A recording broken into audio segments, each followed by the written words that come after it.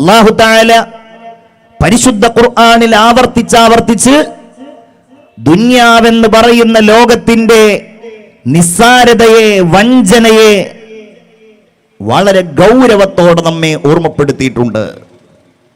അല്ലാഹു തആല വമൽ ഹയാത്തുദ് ദുനിയാ ഇല്ലാ മതാഉൽ ഗുറൂർ. ഐഹിക ലോകത്തെ സുഖഭോഗങ്ങൾ അത് വഞ്ചനയല്ലാതെയല്ല എന്ന് പറഞ്ഞിട്ടാണ് നമ്മോട് ആഹ്വാനം ചെയ്യുന്നത്. മനുഷ്യരെ, നിങ്ങൾ അധ്വാനിക്കേണ്ടത് ദുനിയാവിന് വേണ്ടിയല്ല. നിങ്ങൾ വേഗത്തിൽ ധൃതി കാണിച്ചു പോകേണ്ടത് വസാരിഊ ഇലാ മഗ്ഫിറത്തിൻ മിർ റബ്ബികും വജന്ന. നിങ്ങൾ ധൃതി കാണിക്കേണ്ടത് അല്ലാഹു തമ്പുരാൻ നൽകുന്ന പാപമോചനത്തിലേക്കാണ്. നിങ്ങൾ ധൃതി കാണിക്കേണ്ടത് സ്വർഗലോകത്തേക്കാണ്.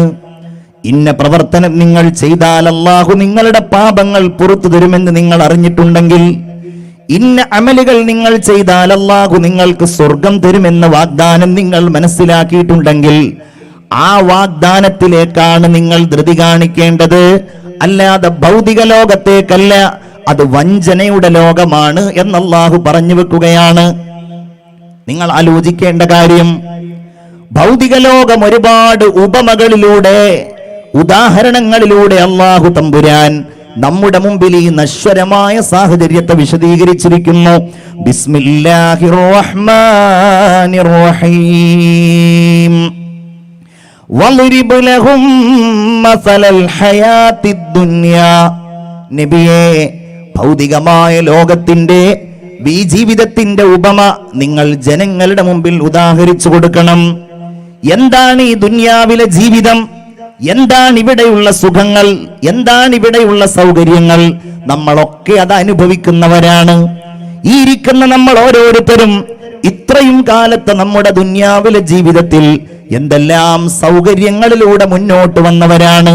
വായു ശ്വസിച്ച്, ഭക്ഷണം കഴിച്ച്, വസ്ത്രങ്ങൾ ധരിച്ച്, ആരോഗ്യത്തോടുകൂടെ ജീവിച്ച്, ചുറ്റുപാടുകളെ തിരിച്ചറിഞ്ഞ്, നമ്മുടെ എല്ലാ അവയവങ്ങളുടെയും ആരോഗ്യം നമ്മൾ അറിഞ്ഞ് അങ്ങനെ ജീവിച്ച് നിങ്ങൾ വരുമ്പോൾ ഭൗതികമായ ലോകത്തിന്റെ ഉപമ നിങ്ങൾ മനസ്സിലാക്കണേ. അത്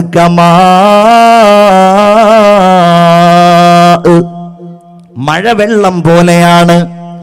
ആ മഴവെള്ളം അൻസൽനാഹു മിനസ്സമാ, ആകാശലോകത്ത് നിന്ന് ആ മഴവെള്ളം നാം വർഷിപ്പിച്ചിട്ടുണ്ട്. അങ്ങനെ ആ മഴ ഭൂമിയിൽ പെയ്തപ്പോൾ ഭൂമി ആ വെള്ളത്തെ സ്വീകരിക്കുകയും അതിലൂടെ ഒരുപാട് സസ്യലതാദികൾ ദുനിയാവിൽ ഉണ്ടാവുകയും ചെയ്തു, ഈ ഭൂമിയിൽ ഉണ്ടാവുകയും ചെയ്തു. ഫഖ്തലത ബിഹി നബാതുൽ അർള്, ഈ ഭൂമിയിലുള്ള സസ്യങ്ങളെല്ലാം ഇടതൂർന്ന് വളരുകയാണ്. പച്ച പിടിച്ച നെൽപ്പാടം നമ്മൾ കാണാറില്ലേ? ഹരിതാപമായ വയലുകൾ നമ്മൾ കാണാറില്ലേ? അത് കാണുമ്പോൾ എന്തൊരു ചന്തമാണ്. ആ നെൽക്കതിരുകൾ കാണുമ്പോൾ എന്തൊരു ഭംഗിയാണ്. അതിന്റെ നിറം എത്രമേൽ നയന മനോഹരമാണ്. നമ്മളത് ആസ്വദിക്കാറുണ്ടല്ലോ. അതിങ്ങനെ കാണുമ്പോ ഒരു ചെറിയ വളവ് പോലുമില്ലാതെ, ഒരു ചെറിയ അനാരോഗ്യം പോലുമില്ലാതെ ഊർജ്ജസ്വലതയോടുകൂടെ നിൽക്കുന്ന ആ നെൽക്കതിരുകൾ ഈ വെള്ളം കൊണ്ട് അല്ലാഹു തമ്പുരാൻ സൃഷ്ടിച്ച മനോഹാരിതയാണ്. ഈ മഴവെള്ളം കൊണ്ട് അല്ലാഹു തമ്പുരാൻ ഒരുക്കിയ ഭൗതിക ലോകത്തെ ഏറ്റവും വലിയ കാഴ്ചയാണ്. എന്നാൽ ഏതാനും ദിവസങ്ങൾ കഴിഞ്ഞാൽ ഒന്നുകിൽ അത് കൊയ്തെടുക്കുകയോ അതല്ലെങ്കിൽ നന്നായി വെയിലുണ്ടാവുകയോ ആ വെയിലിൽ അതെല്ലാം കരിഞ്ഞുണങ്ങുകയോ ചെയ്താൽ ഈ നെൽവയലിന്റെ കാഴ്ച നിങ്ങൾ കാണാറില്ലേ? ഫഅസ്ബഹ ഹശീമൻ തദുറൂഹു റിയാഹ്, കാറ്റുകളിൽ പാറിപ്പറക്കുന്ന കച്ചിത്തുരുമ്പുകളായി നിങ്ങൾക്ക് ആ നെൽവയലുകളെ കാണാൻ കഴിയും, നിങ്ങൾക്ക് ആ സസ്യലതാദികളെ കാണാൻ കഴിയും, നിങ്ങൾക്ക് ആ ഗോതമ്പിന്റെ പാടങ്ങളെ കാണാൻ കഴിയും. എന്നതുപോലെയാണ് ആ ഹരിതാപമായ വയലുകളിൽ ആരോഗ്യത്തോടെ നിൽക്കുന്ന നെൽക്കതിരുകൾ പോലെ നിങ്ങൾക്കിന്ന് ആരോഗ്യമുണ്ട്, നിങ്ങൾക്കിന്ന് സൗകര്യങ്ങളുണ്ട്, നിങ്ങൾക്കിന്ന് സമ്പന്നതയുണ്ട്, നിങ്ങൾക്കിന്ന് എല്ലാം മനസ്സിലാക്കുവാനുള്ള ബുദ്ധിയും തന്റെ ഇടവുമുണ്ട്, ഒരാളെയും ആശ്രയിക്കാതെ കഴിയുവാനുള്ള മനഃശക്തിയും നിങ്ങൾക്കുണ്ട്. പക്ഷേ ഇത് ദുന്യാവാ. ഏതാനും ദിവസങ്ങൾ കഴിഞ്ഞിട്ട് ആ സസ്യങ്ങളും വൃക്ഷങ്ങളുമെല്ലാം പാറിപ്പോകുന്നത് പോലെ, നശിച്ചു പോകുന്നത് പോലെ നിങ്ങളുടെ ആരോഗ്യം ക്ഷയിക്കുവാനുള്ളതാണ്, നിങ്ങളുടെ സമ്പത്ത് നശിക്കുവാനുള്ളതാണ്, നിങ്ങളുടെ ഈ ആയുഷ്കാലം തീർന്നു പോകാനുള്ളതാണ്. അല്ലാഹു തമ്പുരാൻ ഓർമ്മപ്പെടുത്തുകയാണ്, വകാനല്ലാഹു അലാ കുല്ലി ശൈഇൻ മുഖ്തദിറാ. എല്ലാ സംഗതികളുടെയും മേലിൽ കൃത്യമായ തീരുമാനമെടുക്കാൻ കഴിയുന്നവൻ അല്ലാഹു തമ്പുരാനാണ്. ഈ കാര്യം പറഞ്ഞിട്ടാണ് സൂറത്തുൽ കഹ്ഫിൽ അല്ലാഹു എന്റെയും നിങ്ങളുടെയും ഖൽബിലേക്ക് ഏറ്റവും ശക്തമായ നമ്മുടെ ജീവിതത്തിന്റെ ഒരു ചിന്തയെ ഉണർത്തിയിട്ട് തരുന്നത്. അൽ മാലു വൽ ബനൂൻ സീനത്തുൽ ഹയാത്തിദ് ദുനിയാ വൽബാഖിയാത്തുസ് സ്വാലിഹാത്ത് ഖൈറുൻ ഇൻദ റബ്ബിക സവാബൻ വഖൈറുൻ അമലാ. സമ്പത്തും സന്താനങ്ങളും അത് ഭൗതിക ലോകത്തിന്റെ അലങ്കാരങ്ങൾ മാത്രമാണ്. നിങ്ങൾ ആ അലങ്കാരങ്ങളെ താല്പര്യത്തോടെ കാണരുത്. അത് അത്യാവശ്യത്തിന് മാത്രം നിങ്ങൾ ഉണ്ടാക്കിയാൽ മതി. അലങ്കാരം എന്നത് നിലനിൽപ്പിന് ആവശ്യമില്ലാത്ത ഒരു സംഗതിയാണ്. അതുണ്ടെങ്കിൽ അതിലേക്ക് നോക്കും, അത് കാണും, അതിനെ ഇഷ്ടപ്പെടും. ഭൗതിക ലോകത്തിന്റെ ഈ അലങ്കാരങ്ങൾ നിങ്ങൾ ആസ്വദിക്കരുത്. ആ ഭൗതിക ലോകത്തെ ഈ സംഗതികളിൽ നിന്ന് വൽ ബാഖിയാത്തുസ് സ്വാലിഹാത്ത്, ഏറ്റവും ഉത്തമമായ അവശേഷിപ്പുകളാണ് നിങ്ങളുടെ സമ്പാദ്യങ്ങളിൽ നിന്ന്, നിങ്ങളുടെ സന്താനങ്ങളിൽ നിന്ന് ഏറ്റവും ഉത്തമമായ അവശേഷിപ്പുകളാണ്. നിങ്ങൾക്ക് സമ്പാദ്യമുണ്ടായി, പള്ളിക്ക് വേണ്ടി നിങ്ങൾ ആ സമ്പാദ്യങ്ങളിൽ നിന്ന് കൊടുത്തത് നിങ്ങൾക്ക് തിരിച്ചു കിട്ടുമെന്ന് നിങ്ങൾക്ക് പ്രതീക്ഷയുണ്ടല്ലോ. നിങ്ങൾക്ക് അല്ലാഹു അതിന് പരലോകത്ത് തരുമെന്ന് പ്രതീക്ഷയുണ്ടല്ലോ. നിങ്ങളുടെ എത്രയോ സമ്പത്തിന്റെ ഭാഗങ്ങൾ നിങ്ങൾ പല കാര്യങ്ങൾക്കും വേണ്ടി ചെലവഴിച്ചിട്ടുണ്ട് എങ്കിൽ, നിങ്ങൾ മദ്രസക്ക് വേണ്ടി കൊടുത്തത്, നിങ്ങളുടെ സന്താനങ്ങളെ നിങ്ങൾ ഖുർആൻ പഠിപ്പിച്ചത്, നിങ്ങളുടെ സന്താനങ്ങളെ നിങ്ങൾ ദീനുള്ളവരാക്കിയത്. ഞാൻ പറയട്ടെ, മജ്ലിസുന്നൂർ ചെല്ലാൻ ഈ ഇരിക്കുന്ന സദസ്സിലേക്ക് നമ്മളൊക്കെ എത്തിച്ചേർന്നത് നമ്മുടെ മാതാപിതാക്കളുടെ വൽ ബാഖിയാത്തുസ് സ്വാലിഹാത്ത്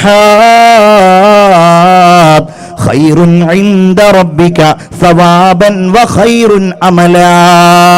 പ്രതീക്ഷയാലും പ്രതിഫലത്താലും റഹ്മാനായ റബ്ബിന്റെ അടുക്കൽ ഏറ്റവും ഉത്തമമായത് ഏറ്റവും നല്ല അവശേഷിപ്പുകൾക്കാണ് എന്ന് പരിശുദ്ധ ഖുർആൻ നമ്മോട് പറയുകയാണ്. ഐഹികമായ ലോകത്ത് നിന്ന് നമ്മൾ കരഗതമാക്കേണ്ടത് ആ ബാഖിയാത്തുസ് സ്വാലിഹാത്ത് മാത്രമാണ്. ദുനിയാവിന്റെ നശ്വരമായ സാഹചര്യം, ഭൗതികമായ ലോകം ഇന്ന് നമ്മെ എല്ലാ സന്തോഷങ്ങളുടെയും പ്രലോഭനങ്ങളോടെയും പ്രചോദനങ്ങളിലൂടെയും നമ്മെ ഇങ്ങനെ അടുപ്പിച്ചുകൊണ്ടിരിക്കുകയാണ്. എല്ലാവരും 100% എന്ന് തന്നെ പറയാൻ കഴിയുന്ന സാഹചര്യം. നേരത്തെ ഇവിടെ സംസാരിച്ചതുപോലെ, നേരത്തെ ഇവിടെ അഷ്റഫ് സൂചിപ്പിച്ചതുപോലെ, അള്ളാഹുവിന് വേണ്ടി പഠിക്കുന്ന ആളുകൾ, അത് പഠിപ്പിക്കുന്ന ആളുകൾ, അത് പ്രബോധനം ചെയ്യുന്ന ആളുകൾ, അങ്ങനെയുള്ളവരിൽ വരെ ഈ ഒരു പ്രമത്തത വല്ലാതെ കുടിയേറിയ കാലത്ത് അല്ലാഹുവിന്റെ ഹബീബ് സയ്യിദുനാ വഹബീബുനാ മുഹമ്മദ് മുസ്തഫ സല്ലല്ലാഹു അലൈഹി വസല്ലമ തങ്ങൾ ചൂണ്ടിക്കാണിച്ച ഭൗതിക ലോകത്തിന്റെ നശ്വരതയെ തിരിച്ചറിയുകയല്ലാതെ നമുക്ക് യാതൊരു നിർവാഹവുമില്ല. അതെന്താണെന്നറിയോ? ഒരിക്കൽ അനുയായികളോടുകൂടെ ഹബീബായ പ്രവാചകർ ഇങ്ങനെ നടന്നു പോവുകയാണ്. നടന്നു പോകുമ്പോൾ ചത്തുപോയ ഒരു ആടിന്റെ മൃതശരീരം കണ്ടു. പ്രവാചകർ കൂടെയുള്ളവരോട് ചോദിച്ചു, അതറൗന ഹാദിഹി ശാത്ത് ഹയ്യിനതൻ അലാ അഹ്ലിഹാ, ഈ ആട് ഇതിന്റെ ഉടമസ്ഥന്മാർക്ക് നിസാരമാണ് എന്ന് നിങ്ങൾക്ക് തോന്നുന്നില്ലേ? അവര് പറഞ്ഞു, നബിയേ, മിൻ ഹവാനിഹാ അൽഖൂഹാ, നിസാരമായത് കൊണ്ടാണല്ലോ അവരാരുമില്ലാത്തടത്ത് കൊണ്ടുവന്നിട്ട് ഇതിനെ ഉപേക്ഷിച്ചിരിക്കുന്നത്. അപ്പൊ പറയാണ്, വല്ലദീ നഫ്സി ബിയദിഹി, എന്റെ ആത്മാവ് ഏതൊരു റബ്ബിന്റെ അടുക്കലാണോ ആ അല്ലാഹു തന്നെയാണ്. എന്തിനേക്കാൾ? മിൻ ഹാദിഹി ശാത്തി അലാ അഹ്ലിഹാ, ഈ ആടിനെ അതിന്റെ ഉടമസ്ഥന്മാരായിരുന്നവർക്ക് എത്ര നിസ്സാരമായിരുന്നോ അതിനേക്കാൾ നിസ്സാരമാണ് അല്ലാഹുവിന് ഈ ദുനിയാവെന്ന് മുഹമ്മദ് മുസ്തഫ സല്ലല്ലാഹു അലൈഹി വസല്ലം. അതിന് ഞാൻ നിങ്ങൾക്ക് വേഗത്തിൽ മനസ്സിലാകാൻ ഒരു ഉദാഹരണം പറയാം. നിങ്ങളുടെ കൈവശമുള്ള ഏതെങ്കിലും സാധനങ്ങൾ നിങ്ങൾ നിസ്സാരമായി കാണുന്നുണ്ടോ? ഞാൻ ചോദിക്കട്ടെ, നിങ്ങളുടെ കണ്ണട നിങ്ങൾ നിസ്സാരമായി കാണുന്നുണ്ടോ? ഞാൻ പറയാണ് നിങ്ങളുടെ കണ്ണട എനിക്ക് വേണം, ഞാൻ പറയാണ് നിങ്ങളുടെ വാച്ച് എനിക്ക് വേണം, നിങ്ങളുടെ ആ വസ്ത്രം എനിക്ക് വേണം, നിങ്ങളുടെ തലയിലുള്ള ആ തൊപ്പി എനിക്ക് വേണം. നിങ്ങൾ ഇപ്പൊ തരണ്ട, നിങ്ങൾ വീട്ടിൽ പോയിട്ട് സൗകര്യം പോലെ തന്നാൽ മതി എന്ന് പറഞ്ഞാൽ 2 കൊല്ലം പഴക്കമുള്ള നമ്മുടെ ഷർട്ട് കൊടുക്കാൻ നമ്മൾ തയ്യാറാകുമോ? എത്രയോ മാസങ്ങളായി നമ്മൾ ഉപയോഗിച്ച് പഴകിയ നമ്മുടെ മൊബൈൽ ഫോൺ കൊടുക്കാൻ നമ്മൾ തയ്യാറാകുമോ? ഇല്ല എന്നാണ് മറുപടിയെങ്കിൽ അതൊന്നും നമ്മുടെ ജീവിതത്തിൽ നമ്മൾ നിസ്സാരമായി കാണുന്ന സംഗതികളല്ല.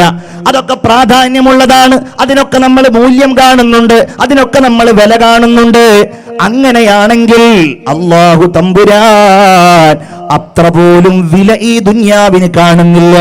അല്ലാഹു റഹ്മാനാണ്, അവൻ എല്ലാവർക്കും ഇഷ്ടമുള്ളതിനനുസരിച്ച് കൊടുക്കുകയാണ്, അവന്റെ തീരുമാനങ്ങൾക്കനുസരിച്ച് കൊടുക്കുകയാണ്. അത് പറഞ്ഞിട്ട് റസൂലുള്ള പറയുന്നു, വലൗ കാനത്തിദ് ദുനിയാ തഅദിലു ഇൻദല്ലാഹി ജനാഹ ബഊല. മൈക്കക്കാരാ, തഅദിലു ഇൻദല്ലാഹി ജനാഹ ബഊല. ആരാ മൈക്കക്കാരനാരാ? തഅദിലു ഇൻദല്ലാഹി ജനാഹ ബഊല. ഒരു കൊതുകിന്റെ ചിറകിന്റെ വിലയെങ്ങാനും ഭൗതികമായ ലോകത്ത് അല്ലാഹു തമ്പുരാൻ ഈ ഭൗതിക ലോകത്തിന് നൽകിയിരുന്നുവെങ്കിൽ അവിടുന്ന് പറയാണ്, മാ സഖാ കാഫിറൻ മിൻഹാ ശുർബത മാ, അതിൽ നിന്നൊരു മുറുക്ക് വെള്ളം പോലും അല്ലാഹു തമ്പുരാൻ ഒരു നിഷേധിയെ, ഒരു നന്ദികേട് കാണിക്കുന്നവനെ അല്ലാഹു കുടിപ്പിക്കില്ലായിരുന്നുവെന്ന് ആദരവായ മുഹമ്മദുർ റസൂലുള്ളാഹി. ഉറക്ക സ്വലാത്ത് ചൊല്ലൂ, മുഹമ്മദുർ റസൂലുള്ളാഹി. നമ്മൾ ചിന്തിക്കൂ, എന്താണ് ഇപ്പൊ ദുന്യാവിന്റെ പിന്നാലെ പോയാലുള്ള പ്രശ്നം? ഒരു പ്രശ്നമേ ഉള്ളൂ, മരണമെന്ന ഒരവസ്ഥയുണ്ടല്ലോ. മഹാനായ ഖാബിദുൽ അർവാഹ് നമ്മുടെ അടുക്കലേക്ക് വരുമല്ലോ. മഹാനായ അസ്രായീൽ അലൈഹിസ്സലാം നമ്മുടെ ജീവൻ കാലിന്റെ പെരുവിരലിന്റെ അഗ്രത്തിൽ നിന്ന് വലിച്ചൂരിയെടുക്കുമല്ലോ. വരുന്നില്ല എന്ന് പറയാൻ തയ്യാറാകുന്നതാരാ? ഒരല്പസമയം എനിക്ക് സമയം തരുമോ എന്ന് ചോദിക്കുന്നതാരാ? അവരാണ് ദുന്യാവിനോട് പ്രേമമുള്ളവർ, അവരാണ് ദുന്യാവിന്റെ അഹ്ലുകാർ. എനിക്ക് കഴിയില്ല, ഒരല്പസമയം കൂടെ തരുമോ? എന്റെ ദുന്യാവിലെ ജീവിതത്തിൽ അള്ളാഹുവിന്റെ കൽപ്പനകൾ ഞാൻ മറന്നുപോയിരുന്നു എന്ന് പറയുന്നത് ഈ ദുന്യാവിനോടുള്ള പ്രേമത്തോടുകൂടെ ഐഹികമായ ലോകത്ത് ജീവിച്ചവരായിരിക്കും. അള്ളാഹു നമ്മളെ കാക്കട്ടെ. ആമീൻ പറയൂ, അള്ളാഹു നമ്മളെ കാക്കട്ടെ. ഒരിക്കൽ ഒരു ചെറുപ്പക്കാരൻ ഒരു പെൺകുട്ടിയെ കല്യാണം കഴിക്കാൻ ആഗ്രഹിച്ചു. നല്ല സുന്ദരിയായ ഒരു പെൺകുട്ടിയാണ്. ഈ ചെറുപ്പക്കാരൻ തൻ്റെ ഉപ്പയോട് പോയി പറഞ്ഞു, ഉപ്പ, ഞാൻ ഇങ്ങനെ ഒരു പെൺകുട്ടിയെ കല്യാണം കഴിക്കാൻ ആഗ്രഹിക്കുന്നുണ്ട്. ഉപ്പ പറഞ്ഞു, നല്ലത്, ഏതായാലും നിനക്കുള്ള കുട്ടിയെ നീ തന്നെ കണ്ടെത്തിയല്ലോ, സന്തോഷം. ഞാനും ഒന്ന് കാണട്ടെ നിനക്ക് യോജിച്ചതാണോ അല്ലേ എന്ന്. ഏതായാലും ഉപ്പയും മോനും കൂടെ ഈ പെൺകുട്ടിയെ കാണാൻ വേണ്ടി പോയപ്പോൾ ഉപ്പയുടെ മട്ടുമാറി. ഉപ്പ പറഞ്ഞു, മോനെ, ഇവളെ കല്യാണം കഴിക്കാനുള്ള യോഗ്യത നിനക്കില്ല, ഇവളെ കല്യാണം കഴിക്കാൻ ഞാൻ ആഗ്രഹിക്കുന്നുണ്ട്, നീ വേറെ ഒരു പെണ്ണിനെ കല്യാണം കഴിച്ചോ. വാപ്പയും മോനും കൂടെ ഭയങ്കര അടി. കല്യാണത്തിന്റെ സന്തോഷം ഉണ്ടാകുന്ന സമയത്ത് വാപ്പയും മോനും തമ്മിലുള്ള പ്രശ്നം എന്താണ്? ഇവളെ ഞാൻ കല്യാണം കഴിച്ചോളാന്ന് വാപ്പ, ഞാൻ കല്യാണം കഴിച്ചോളാന്ന് മോന്. ഇവിടെ ഒന്നും അങ്ങനത്തെ പ്രശ്നങ്ങൾ ഉണ്ടാവാറില്ലല്ലോ. ഓ, നിങ്ങളുടെയൊക്കെ ചിരിക്കാത്ത മുഖം കാണുമ്പോൾ അങ്ങനെയാ തോന്നുന്നത്. ഇടക്കിടക്ക് ഇങ്ങനെ ഓരോ പ്രശ്നം ഉണ്ടാകലുണ്ട്. ഏതായാലും ഇവർ 2 പേര് തമ്മിലുള്ള പ്രശ്നവും പോലീസ് സ്റ്റേഷനിലെത്തി. പോലീസുകാരൻ ചോദിച്ചു, നാണമില്ലേ നിങ്ങൾക്ക്? ഒരു പെണ്ണിൻ്റെ പേരിൽ ഇങ്ങനെ കലാപം ഉണ്ടാക്കാൻ നിങ്ങൾക്ക് ഇത്ര ലജ്ജയില്ലേ? നിങ്ങളൊരു കാര്യം ചെയ്യ്, ഞാൻ അവളെ ഒന്ന് കാണട്ടെ. പോലീസുകാരൻ വന്ന് കണ്ടപ്പോൾ, ഉദ്യോഗസ്ഥൻ വന്ന് കണ്ടപ്പോൾ ഇയാൾ പറഞ്ഞു, നിങ്ങൾക്ക് രണ്ടുപേർക്കും പറ്റിയ പെണ്ണല്ല ഇവള്. ഇവൾക്ക് വേണ്ടത് നല്ല ഒരു കരുത്തനെയാണ്, അതിന് സർവഥാ യോഗ്യൻ ഞാനാണ് എന്ന് പറഞ്ഞു. എന്ന് മാത്രമല്ല, ഇവരോട് രണ്ടുപേരോടും പോയി പണി നോക്കാൻ പറഞ്ഞു. പ്രശ്നം മൂന്നാളുകൾ തമ്മിലായി. വിഷയം മന്ത്രിയുടെ അടുക്കലെത്തി. മന്ത്രി ഇവരെ കളിയാക്കി. ഒടുവിൽ മന്ത്രി പറഞ്ഞു, എന്നാൽ ഞാൻ അവളെ ഒന്ന് കാണട്ടെ. മന്ത്രി കണ്ടപ്പോൾ മന്ത്രിക്ക് വേണം ആ പെണ്ണിനെ. അതും കഴിഞ്ഞ് രാജാവിന്റെ അടുക്കൽ വിഷയമെത്തിയപ്പോൾ രാജാവ് ഇവരെ 4 പേരെയും വല്ലാതെ ബത്സിച്ചു. ഒടുവിൽ രാജാവ് ഈ സുന്ദരിയെ കണ്ടപ്പോൾ രാജാവ് പറഞ്ഞു, ഞാൻ കല്യാണം കഴിക്കാം ഇവളെ, നിങ്ങൾക്ക് 4 പേർക്കും ഞാൻ ഇവളെ വിട്ടുതരില്ല. എന്റെ അന്തപുരത്തിലെ റാണിയായി ഞാൻ ഇവളെ വാഴിക്കാൻ ഉദ്ദേശിക്കുന്നു. 5 പേരും തമ്മിൽ ഭയങ്കര ബഹളം. അവസാനം ആധുനിക കാലത്തെ പെണ്ണുങ്ങളാകുമ്പോൾ പഴയ കാലമൊന്നുമല്ല. പഴയ കാലത്ത് എന്ന് പറഞ്ഞാൽ ഉമ്മയും ബാപ്പയും കണ്ട് ഇഷ്ടപ്പെട്ടാൽ ആയിക്കോട്ടെ, അത് തന്നെയാണ് എൻ്റെ ഇഷ്ടം. അതിനുശേഷം പിന്നെ ഒരു കാലം ഉണ്ടായി എന്ന് പറയുന്നത് കേട്ടിട്ടുണ്ട്. അല്ലാഹു ആലം. അന്നത്തെ കാലത്തൊക്കെ പെണ്ണ് കാണാൻ ചെന്നാൽ ചോദിക്കും, എത്രേ, എനിക്ക് നിന്നെ ഇഷ്ടമായി, നിനക്ക് എന്നെ ഇഷ്ടമായോ എന്ന്. മറുപടി ഒന്നും പറയില്ല എന്നാ കേട്ടത്. പകരം കാലിൻ്റെ തള്ളവിരൽ കൊണ്ട് നിലത്തൊരു വര ഇങ്ങനെ വരക്കുന്ന, എന്നെ കല്യാണം കഴിച്ചാൽ നിന്നെ ഞാൻ വരച്ച വരയിൽ നിർത്തും എന്നാണ് അത്രേ അതിൻ്റെ അർത്ഥം. രാങ്ങാട്ടൂരൊക്കെ അങ്ങനെ നിർത്തപ്പെടുന്ന ആളുകളുണ്ടോ എന്നുള്ളത് നിങ്ങൾ തന്നെ അന്ന് അങ്ങോട്ടും ഇങ്ങോട്ടും നോക്കിയാൽ മതി. എങ്ങനെയാണ്, വരച്ച വരയിലാണോ വരക്കാടെ തന്നെ വരയിൽ നിർത്തുന്നുണ്ടോ എന്നുള്ളത്. ഏതായാലും ആവട്ടെ, ഇന്നത്തെ കാലത്തുള്ള പെണ്ണുങ്ങളുടെ സ്വഭാവം പോലെ ഈ സുന്ദരി പറഞ്ഞു, നിങ്ങൾ കുറേ നേരമായല്ലോ എന്നോട് തർക്കിക്കാൻ തുടങ്ങിയിട്ട്. ഞാൻ പറയാം എന്നെ ആര് കല്യാണം കഴിക്കണം. ഞാനൊരു മത്സരം നടത്താൻ പോവുകയാണ്. എന്താ മത്സരം? ഓട്ടം. ഞാൻ ഓടും, എന്റെ പിന്നാലെ നിങ്ങളോടണം. നിങ്ങൾ എന്റെ പിന്നാലെ ഓടി ആരാണോ എന്നെ തൊടുന്നത്, ആരാണോ എന്നെ സ്പർശിക്കുന്നത്, അവർക്കാണ് എന്നെ കല്യാണം കഴിക്കാനുള്ള അവസരമുണ്ടാകുന്നത്. ഏതായാലും ഇവൾ ഓടാൻ തുടങ്ങി. 5 ആളുകളും പിന്നാലെ, രാജാവും മന്ത്രിയും വാപ്പയും മോനും എല്ലാവരും. പക്ഷേ ഇവളെ തൊടാൻ കഴിയുന്നില്ല. പോകുന്ന വഴികളിൽ വലിയ ഗർത്തങ്ങൾ ഉണ്ടാകുന്നു, ഇരുട്ടുണ്ടാകുന്നു, വലിയ ഇടുങ്ങിയ വഴികളുണ്ടാകുന്നു, വിശാലമായ മരുഭൂമി ഉണ്ടാകുന്നു. ഓടുന്നതിനനുസരിച്ച് ഇവർ തളരുന്നു, ഇവർ ആകെ കുഴയുന്നു, പിന്നെയും എഴുന്നേറ്റോടുന്നു. ഒടുവിൽ 5 ആളുകൾക്കും ഇവളെ കിട്ടിയില്ല.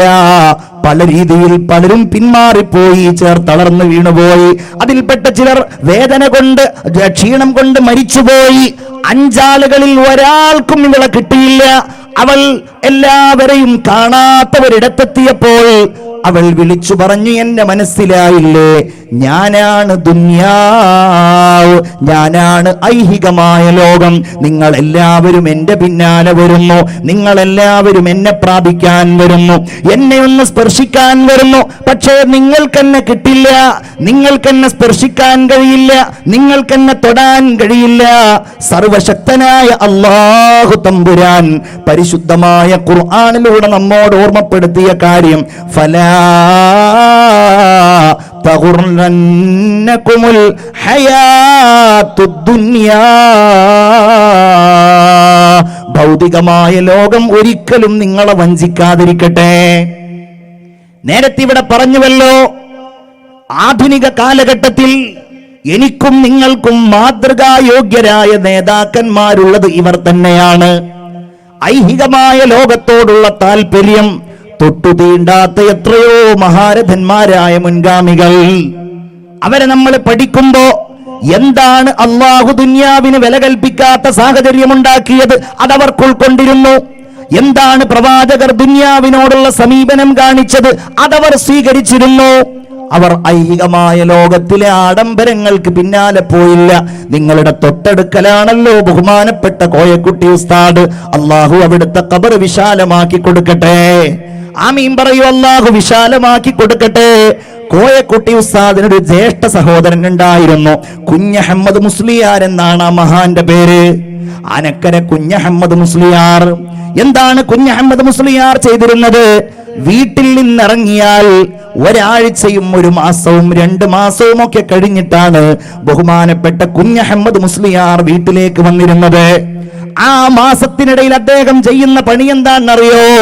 ഓരോ ഗ്രാമങ്ങളിലൂടെയും അദ്ദേഹം നടന്നു പോകുമായിരുന്നു. ആ ഗ്രാമങ്ങളിലെത്തിയാൽ അവിടെ മദ്രസ ഉണ്ടോ എന്ന് നോക്കും. മദ്രസയില്ല എങ്കിൽ അവിടെയുള്ള പള്ളിയിൽ പോകും. എന്നിട്ട് അവിടെയുള്ള കാരണവന്മാരെ കാണും. ഓരോരുത്തരുടെ വീടുകളിലേക്കും ചെന്നിട്ട് നമുക്ക് നാളെ ഒരു പ്രസംഗം നടത്താം, 4 ദിവസം ഒരു പ്രസംഗം നടത്താം. 4 ദിവസം അവിടെ വാഴ് പറയും, പള്ളിയിൽ കിടക്കും, അവിടെ വിശ്രമിക്കും. എന്നിട്ട് അവസാനം അതിൽപ്പെട്ട ഏതെങ്കിലും ഒരാളോട് പറയും, അതിൽപ്പെട്ട ഏതെങ്കിലും ഒരു ഭൂ ഉടമയോട് പറയും, നിങ്ങളൊരു 4 സെന്റ് സ്ഥലം തരണം, നിങ്ങളൊരു 5 സെന്റ് സ്ഥലം തരണം. അവരത് കൊടുക്കും, അല്ലാഹുവിന് വേണ്ടി കൊടുക്കും. അങ്ങനെ കൊടുത്താൽ പിറ്റേ ദിവസം വാളിൽ അത് പറഞ്ഞിട്ട് പറയും, നിങ്ങൾ നാളെ കവുങ്ങുകളുമായി വരണം, നിങ്ങൾ നാളെ തടുക്കുകളുമായിട്ട് വരണം. കവുങ്ങുകളും കടുക്കുകളും കൊണ്ടുവന്ന് ഒരു മദ്രസ ഉണ്ടാക്കി അടുത്ത മദ്രസക്ക് വേണ്ടി പോകും. ഇതായിരുന്നു കുഞ്ഞഹമ്മദ് മുസ്ലിയാർ. ഭൗതികമായ നേട്ടം ഒരിക്കലും ആഗ്രഹിച്ചില്ല. ഈ കുറ്റിപ്പുറം പാലത്തിന്റെ ഇപ്പുറത്തെവിടെയോ ചെമ്പിക്കൽ എന്ന ഒരു സ്ഥലമുണ്ടോ എന്ന് എനിക്കറിയില്ല. ഞാൻ അദ്ദേഹത്തിന്റെ സ്മരണികയിൽ വായിച്ചതാണ്. ചെമ്പിക്കലിൽ വെച്ച് ബഹുമാനപ്പെട്ടവരും ഹൈദറൂസ് മുസ്ലിയാരും കൂടെ നടന്നു പോകുമ്പോ തന്റെ കൈവശം തന്റെ മകൾക്ക് സ്വർണം മേടിക്കാനുണ്ടായിരുന്ന മുഴുവൻ ബാഗുമായിട്ടൊരാൾ തട്ടിപ്പറിച്ചോടിയപ്പോ അതിനുപോലും അള്ളാഹുവിനോട് പരിഭവം പറയാതെ അതൊക്കെ ഈ ദീനിന്റെ മാർഗത്തിൽ സഹിക്കേണ്ടി വരുന്ന ത്യാഗങ്ങളായി കണ്ട മഹാനായിരുന്നു കുഞ്ഞഹമ്മദ് മുസ്ലിയാർ. നവ്വറല്ലാഹു മർഖദ. അദ്ദേഹത്തിന്റെ മകൻ പറഞ്ഞതാണ്, മൂത്ത പെങ്ങൾ പ്രസവിക്കപ്പെട്ടതിന് ശേഷം സന്തോഷത്തോടെ ബഹുമാനപ്പെട്ടവർ വീട്ടിൽ നിന്ന് ഇറങ്ങിപ്പോവുകയാണ്. പക്ഷേ ഒരാഴ്ച കഴിഞ്ഞ് അദ്ദേഹം പിന്നീട് വീട്ടിലേക്ക് വരുമ്പോ, പിന്നീട് അദ്ദേഹം കാലങ്ങൾ കഴിഞ്ഞ് വീട്ടിലേക്ക് ഒരുപാട് മദ്രസകൾ ഉണ്ടാക്കി, ഒരുപാട് പള്ളികൾ ഉണ്ടാക്കി. വീട്ടിലേക്ക് തിരിച്ചു വരുമ്പോ കുഞ്ഞഹമ്മദ് മുസ്ലിയാരുടെ മൂത്ത മകൾ ഈ ലോകത്തോട് വിട പറഞ്ഞിട്ട് ഒരാഴ്ച കഴിഞ്ഞിരുന്നു. ഇവരൊക്കെ എന്താ ദുനിയാവിൽ നേടിയത്? ഇവർക്ക് നേടാനുള്ള അവസരമുണ്ടായിരുന്നു. അവരുടെ പേരുകൾ എവിടെയും കാണുന്നില്ല, അവരുടെ വലിയ വലിയ സ്മാരകങ്ങൾ എവിടെയും കാണുന്നില്ല. അവരൊക്കെ അള്ളാഹുവിന്റെ മാർഗത്തിൽ ഭൗതിക ലോകത്തെ പരിത്യജിച്ചുകൊണ്ട് ജീവിച്ച മഹാന്മാരായിരുന്നു. ബഹുമാനപ്പെട്ട തൊട്ടടുക്കലുള്ള ദാറുൽ ഹിദായ ഉണ്ടല്ലോ, എടപ്പാട് ദാറുൽ ഹിദായ, മക്കളില്ലാത്ത ഒരാൾ ബഹുമാനപ്പെട്ട കുഞ്ഞഹമ്മദ് മുസ്ലിയാരോട് വന്നിട്ട് എനിക്ക് മക്കളില്ല എന്ന് പറഞ്ഞപ്പോൾ, എന്നാൽ നിങ്ങൾക്ക് കുറെ മക്കൾ ഉണ്ടാവാനുള്ള മാർഗം ഞാൻ പറഞ്ഞു തരാം എന്ന് പറഞ്ഞിട്ടാണ് അങ്ങനെ ഒരു സ്ഥാപനത്തിന് വേണ്ടി ഭൂമി വഖഫ് ചെയ്യാനും ആ കാര്യങ്ങൾക്ക് വേണ്ടി ഒരുങ്ങാനും കുഞ്ഞഹമ്മദ് മുസ്ലിയാര് തയ്യാറായത്. ബഹുമാനപ്പെട്ട KV മുഹമ്മദ് മുസ്ലിയാരെ ആ സ്ഥാപനത്തിന്റെ അധിപനായി വാഴിച്ച് ഞാനൊന്നും അറിഞ്ഞില്ലേ എന്നുള്ള രൂപത്തിൽ അടുത്ത പ്രവർത്തനത്തിന് വേണ്ടി പോയ കുഞ്ഞഹമ്മദ് മുസ്ലിയാർ വഫാത്താകുന്നതിന്റെ മുമ്പ് അദ്ദേഹം ഒരു ഖബർ കുഴിച്ചിടാൻ തീരുമാനിച്ചു. അത് ചില മഹാന്മാരുടെ അടയാളമാണ്. നിങ്ങളുടെ ഖാളിയെ പറഞ്ഞല്ലോ, CH ഹൈദറൂസ് മുസ്ലിയാർ, നിങ്ങൾ അദ്ദേഹത്തിന്റെ ഖബറിടത്തിൽ പോയിട്ടുണ്ടല്ലോ. CH ഹൈദറൂസ് മുസ്ലിയാർ വഫാത്താകുന്നതിന്റെ എത്രയോ വർഷങ്ങൾക്ക് മുമ്പ് തനിക്ക് കിടക്കാനുള്ള ഖബർ അദ്ദേഹം കുഴിച്ചു എന്ന് മാത്രമല്ല, ഇടക്കിടക്ക് ആ ഖബറിൽ പോയി എത്തി നോക്കും. ആ ഖബർ ഇങ്ങനെ കാണും. ആ ഖബറിൽ നാളെ വന്ന് കിടക്കാനുള്ളയാളാണല്ലോ ഞാൻ എന്ന ഓർമ്മയോടുകൂടെ ആ ഖബറിലേക്ക് ബഹുമാനപ്പെട്ടവരിങ്ങനെ എത്തി നോക്കുമായിരുന്നു. ഇദ്ദേഹം ഖബർ കുഴിക്കുമ്പോ തന്റെ സഹോദരനായ അനുജനായ കോയക്കുട്ടി മുസ്ലിയാരും പറഞ്ഞു, ഏതായാലും ഞാനും കൂടെ ഒരു ഖബർ കുഴിക്കാം. രണ്ടാളുകളും 2 ഖബറുകൾ കുഴിച്ചു. ഖബർ കുഴിച്ച് ഏതാനും ആഴ്ചകൾ കഴിഞ്ഞപ്പോ ബഹുമാനപ്പെട്ട കുഞ്ഞഹമ്മദ് മുസ്ലിയാർ ലോകത്തോട് വിട പറഞ്ഞുപോയി. 20 വർഷം കഴിഞ്ഞിട്ടാണ് കോയക്കുട്ടി ഉസ്താദ് വിട പറയുന്നത്. നിങ്ങൾ കാണാത്തവരല്ലല്ലോ ഈ സദസ്സിലേക്ക്, ഈ വേദിയിലേക്ക് കോയക്കുട്ടി ഉസ്താദ് കടന്നു വന്നിട്ടുണ്ടെങ്കിൽ അദ്ദേഹത്തിന്റെ അത്ര ലളിതമായ വസ്ത്രം മറ്റൊരാൾക്കുണ്ടാവില്ല. 20 വർഷക്കാലം ആ ഖബറിന്റെ മുമ്പിലൂടെ പോവുകയും ആ ഖബറിന്റെ മുമ്പിലൂടെ വീട്ടിലേക്ക് തിരിച്ചു വരികയും ചെയ്യുന്ന ഒരാൾക്ക് എങ്ങനെയാണ് ദുനിയാവിനോട് പ്രേമമുണ്ടാകാൻ കഴിയുന്നത്? എങ്ങനെയാണ് സുന്ദരമായിട്ടുറങ്ങാൻ കഴിയുന്നത്? എങ്ങനെയാണ് പണമുണ്ടാക്കാൻ കഴിയുന്നത്? ഇന്ന് നമ്മൾ കള്ളക്കച്ചവടം നടത്തുന്നു, ഇന്ന് നമ്മൾ വഞ്ചിക്കുന്നു ആളുകളെ, കള്ളം പറഞ്ഞ് പണമുണ്ടാക്കുന്നു. പണമുണ്ടാക്കാനും ദുനിയാവുണ്ടാക്കാനും ഏത് ഹീനമായ മാർഗവും സ്വീകരിക്കുമ്പോൾ അള്ളാഹുവിന്റെ വിചാരണകൾ, അള്ളാഹു തമ്പുരാന്റെ ഓർമ്മപ്പെടുത്തലുകൾ നമ്മുടെ ചുറ്റുമുമ്പിലായിട്ടുണ്ട് എന്ന കാര്യം നമ്മൾ വിസ്മരിക്കുവാൻ പാടില്ല. ചിന്തിച്ചു നോക്കണം നമ്മൾ. എന്തുകൊണ്ടാണ് പലിശയോട് നമുക്ക് യാതൊരു ലജ്ജയുമില്ലാത്ത രീതിയിൽ അടുപ്പമുണ്ടാകുന്നത്? നമ്മുടെ വാഹനങ്ങൾ, നമ്മൾ ഏർപ്പെടുന്ന സൗകര്യങ്ങൾ, എന്തിനേറെ പറയണം, 50,000 രൂപ കൊടുത്താൽ കിട്ടുന്ന ബൈക്ക് പോലും, അല്ലെങ്കിൽ 50,000 വാങ്ങേണ്ടതില്ലല്ലോ, 20,000 വാങ്ങിയാൽ മതിയല്ലോ. പലിശ നിസ്സാരമായി കാണുന്ന ഒരു സാഹചര്യം. ചില ആളുകൾ പലിശയിൽ അങ്ങനെ ജീവിച്ചു പോവുകയാണ്. ഈ അടുത്ത് ഞാനൊരു സ്ത്രീയുടെ സംസാരം കേൾക്കേണ്ട ഒരു സാഹചര്യം വന്നപ്പോൾ അവരുടെ ജീവിതത്തിൽ അവർ ഒരു 10-20 കൊല്ലമായി സദാ ദിവസവും പലിശയുമായി ഇടപെടുകയാണ്. ആ പലിശ ഇങ്ങനെ കൂടിയിട്ട് ഒരിക്കലും താങ്ങാനാവാത്ത വലിയ ഒരു പലിശയുടെ മുകളിലാണ് അവർ നിൽക്കുന്നത്. എല്ലായിടത്തും പലിശ. ഹോസ്പിറ്റലിൽ പോകണോ, പലിശക്ക് വാങ്ങുന്നു.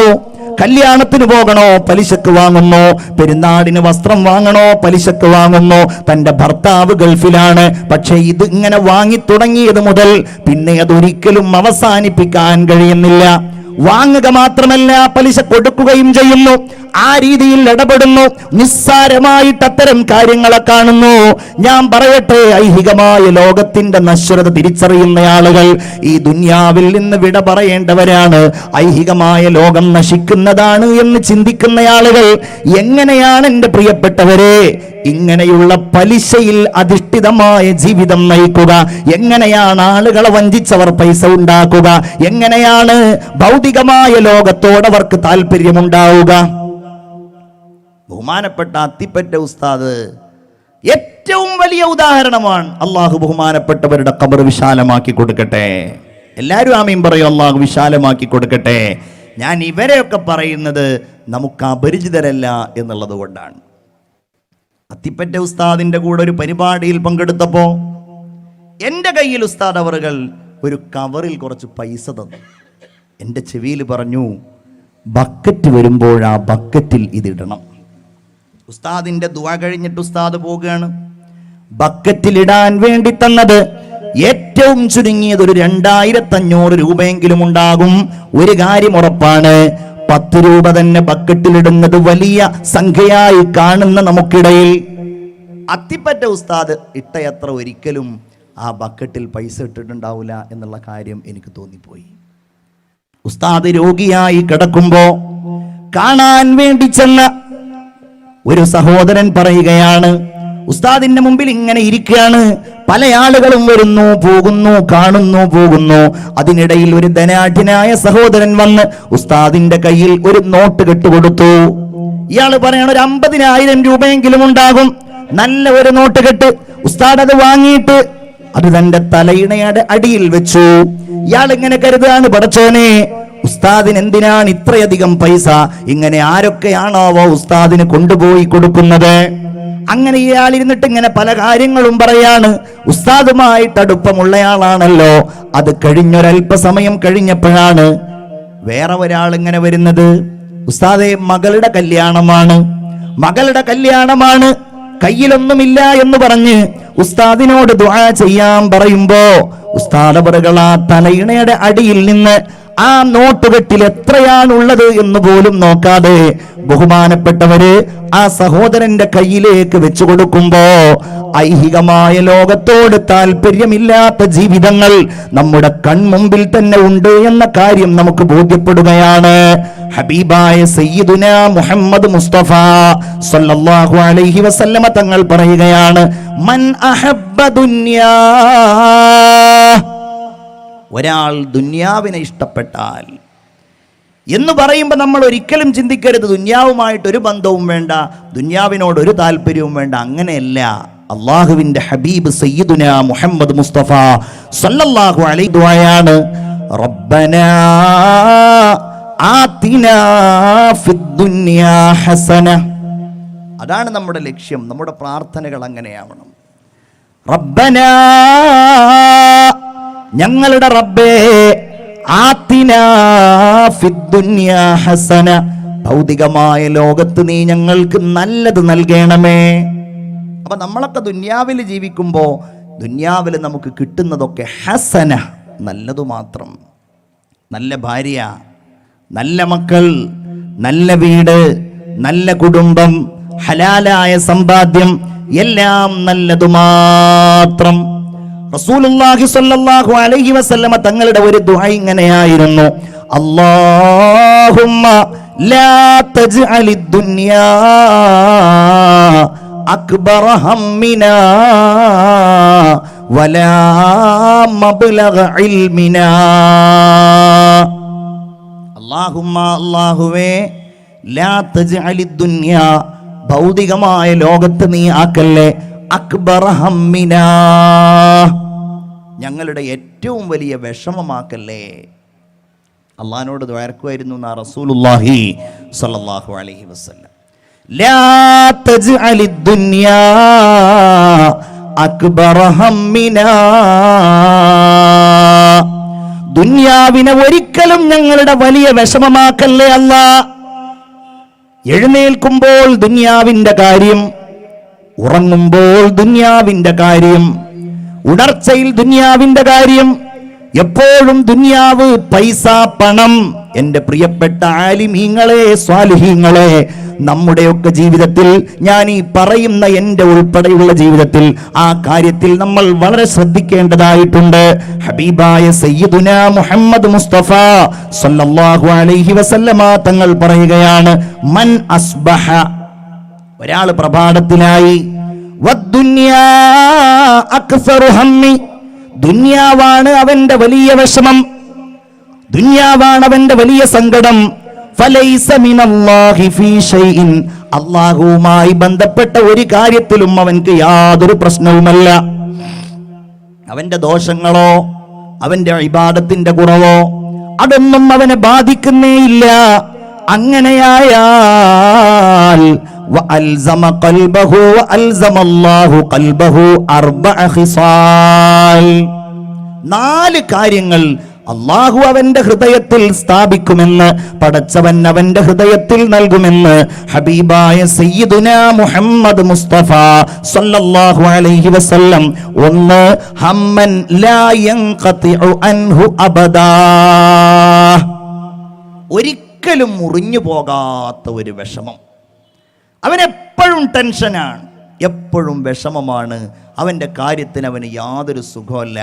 ആരെന്ത് ചോദിച്ചാലും അവന് പറയെന്താണ്, ആകെ ടൈറ്റാണ്, ആകെ ഇടങ്ങേറാണ്, വളരെ മോശമാണ് അവസ്ഥ. നല്ലത് പറയുന്ന ഒരു സാഹചര്യം അവൻ്റെ കൽബിലുണ്ടാവില്ല. ഒരു ഹദീസിൽ ഇങ്ങനെ കാണാം, റസൂലുള്ളാഹി സ്വല്ലല്ലാഹു അലൈഹി വസല്ലമ തങ്ങൾ പറയുകയാണ്, ഒരാൾ പ്രഭാതത്തിലായപ്പോൾ അവന്റെ ഐഹികമായ ലോകത്തിന്റെ ബുദ്ധിമുട്ടുകളാണ്, സങ്കടങ്ങളാണ് അവന്റെ വലിയ കാര്യങ്ങൾ എങ്കിൽ, ജഅലല്ലാഹുൽ ഫഖ്റ ബൈന ഐനൈഹി, അവന്റെ 2 കണ്ണുകൾക്കിടയിലും അല്ലാഹു ദാരിദ്ര്യത്തെ നിക്ഷേപിക്കുമെന്ന് മുഹമ്മദ് മുസ്തഫ സല്ലല്ലാഹു അലൈഹി. അവന് 50,000 ശമ്പളം കിട്ടിയിട്ട് കാര്യമില്ല, അവന് ലക്ഷങ്ങൾ ശമ്പളം കിട്ടിയിട്ടോ വരുമാനം ഉണ്ടായിട്ടോ കാര്യമില്ല. ജഅലല്ലാഹുൽ ഫഖ്റ ബൈന ഐനൈഹി. ചില ആളുകളെ കണ്ടിട്ടില്ലേ നമ്മൾ അങ്ങനെ. എന്നാൽ നേരെ തിരിച്ചും കാണാം നമുക്ക്. ഒരു ഓഫീസിൽ ജോലി ചെയ്യുന്നവരെ നമ്മളൊന്ന് പരിശോധിച്ചു നോക്കിയാൽ മതി. എല്ലാവർക്കും ഒരേ ശമ്പളമാണ്, എല്ലാവർക്കും ഒരേ ജോലിയാണ്, ഒരേ അധ്യാപകന്മാരാണ്, അതല്ലെങ്കിൽ ഓഫീസ് ജോലിയാണ്. പക്ഷേ ഇവനാണെങ്കിൽ സങ്കടം തീർത്താൽ തീരുന്നില്ല, അവൻ്റെ കടം തീർത്താൽ തീരുന്നില്ല. എന്നാൽ മറ്റേയാളോ, അയാൾ വീടെടുക്കുന്നു, അയാൾ മക്കളെ കല്യാണം കഴിപ്പിക്കുന്നു, അയാൾ എത്രയോ സൗകര്യപ്രദമായ രീതിയിൽ ജീവിക്കുന്നു, അയാൾക്ക് വാഹനമുണ്ട്, അയാൾക്ക് എന്തെല്ലാം സൗകര്യങ്ങളുണ്ട്. എന്തേ കാര്യം? ആ മനുഷ്യനെ സംബന്ധിച്ചിടത്തോളം അവരുടെ കൽബിൽ ദുനിയാവിനോടുള്ള പ്രേമവും ആർത്തിയും ഉണ്ടാവുകയില്ല.